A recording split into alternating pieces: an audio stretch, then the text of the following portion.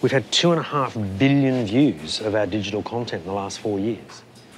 It dwarfs everything else that we do.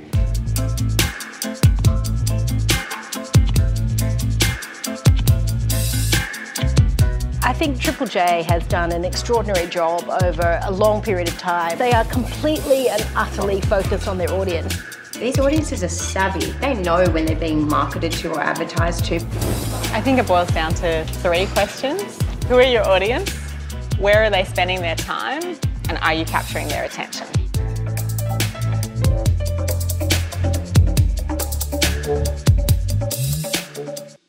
Audiences like my focus group of 2, my 2 daughters of 14 and 20, they're turning off traditional television. They don't like those rules of you know, it has to be a certain length or it has to be a certain scheduled time. They go, why? Yes, exactly. Or why? I've seen it before. Everything seems formulaic. Yes. You know, it's not authentic. That people are so oriented now to just being able to watch what they want when they want. The fact that traditional television continues to operate by those rules means that we're not talking to that audience. I think you're right.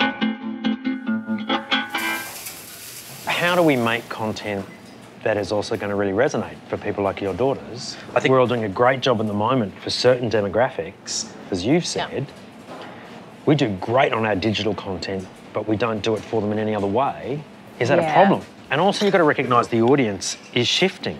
And things like You Can't Ask That or The Catering Show. I'm thinking about people like the Bondi Hipsters. If you know us, then you know that we're known for turning industries on their heads. They're allowing you to also touch with a different audience who wants stories in a different way. And I think the most successful thing that we fund in the country, full stop, is the Raka Raka Boys from Adelaide. Wow. 250 million views of their content. You wouldn't be putting it on the ABC, you wouldn't put it on any channel because your schedulers would have a coronary. They're now currently working on what they might do differently for a different format, but that doesn't, I hope, stop them from doing what they're doing. It used to be the really cool thing at dinner parties or whatever. People would go, oh, I don't watch television. That was like the cool thing to say. That's not cool to say anymore. Like now the cool thing is like, have you seen this? Game of Thrones. Or even like, oh my God, did you see that thing on YouTube? Yeah, you're watching screen content. Like you're very uncool if you don't watch stuff. Well, I know, you know, there is no question the stuff that we are doing on YouTube, our partnerships with Google, some of them on our own and some of them with, again, the ABC, are the most successful things that we do. I'm so excited by what we're doing, like on YouTube. It is things like the Raka Raka Boys or, you know, the Catering Ladies where they started. You know, YouTube, that's how it popped. That's very good. That's delicious. Did we make that? Yes.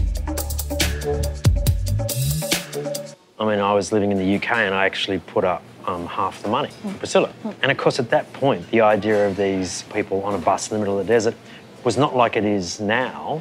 I mean, it was like, you're making what? When you look at the most amazing, you know, kind of iconic Australian screen content, Picnic at Hanging Rock or Priscilla, it's those unique stories that connect with Australians and their culture. I think what YouTube's done is it's enabled all these niches and all these individuals to tell stories. And now you can make something and immediately reach an audience. You can make something weird, you can make something risky, you can try things, you can see what works and what doesn't work. And but you'd be pretty unique amongst production companies or producers that feel like that. I don't have a good business plan.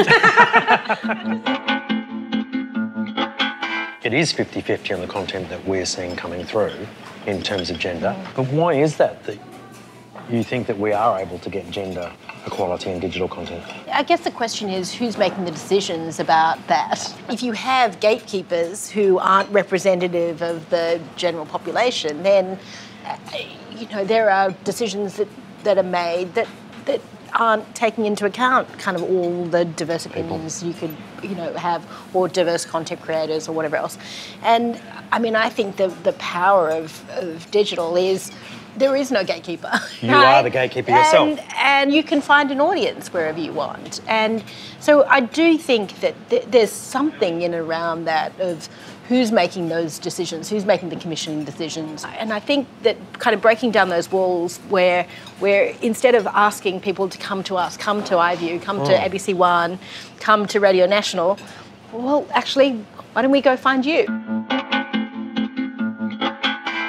We don't think about our overnight ratings anymore. So we don't think about our ratings based on, you know, who tuned in on Wednesday night at 9 o'clock or whatever. It is around how many people are tuning in Wednesday 9 o'clock and how many people over the course of the next few weeks are actually, you know, watching those videos on online or iView or wherever else.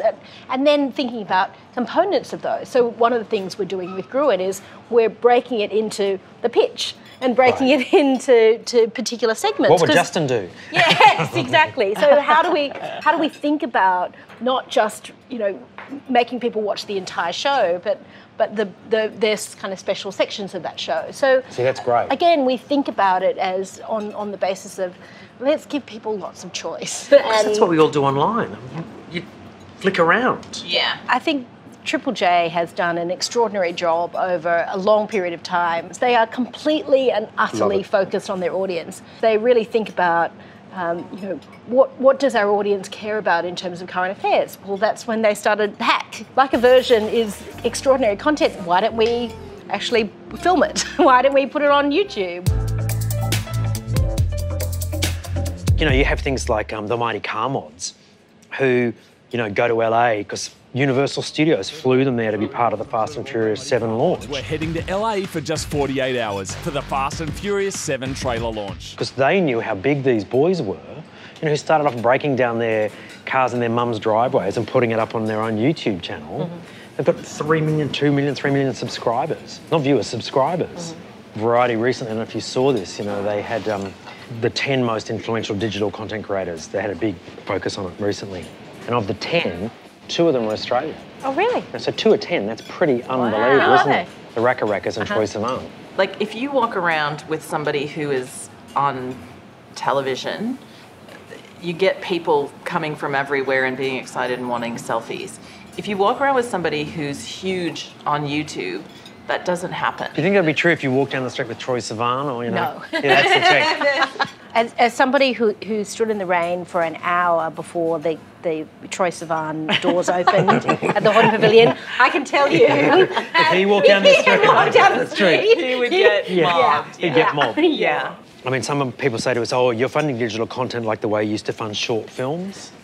And of course, that isn't true at all, because I think, I mean, you know, as I said, we've had 2.5 billion views of our digital content in the last 4 years. It dwarfs everything else that we do.